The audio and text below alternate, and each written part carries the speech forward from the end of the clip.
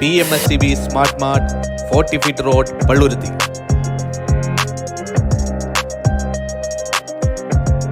നിത്യോപയോഗ സാധനങ്ങൾ മറ്റെങ്ങുമില്ലാത്ത വിലക്കുറവിലും ലഭ്യമാകുന്നു.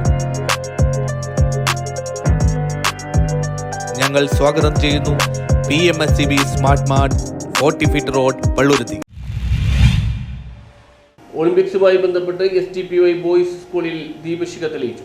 33ാമത് ഒളിമ്പിക്സ് ലോക കായികോത്സവത്തിന്റെ ദീപശിഖ തെളിഞ്ഞതിന്റെ ഭാഗമായി പൊതുവിദ്യാഭ്യാസ വകുപ്പിന്റെ നിർദ്ദേശമനുസരിച്ച ഒളിമ്പിക്സിന്റെ പ്രാധാന്യവും മഹത്വവും വിദ്യാർത്ഥികളെ അറിയിക്കുന്നതിനായി STPY ബോയ്സ് സ്കൂളിൽ പ്രധാനാധ്യാപിക KSR Sreedevi teacher school Olympics ദീപശിഖ തെളിയിക്കുകയും കായിക അധ്യാപകൻ VP നിതിൻ ഒളിമ്പിക്സ് സന്ദേശം നൽകുകയും ചെയ്തു.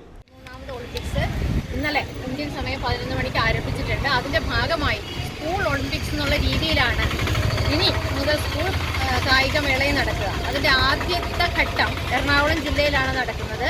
നവംബർ മാസത്തിലാണ്.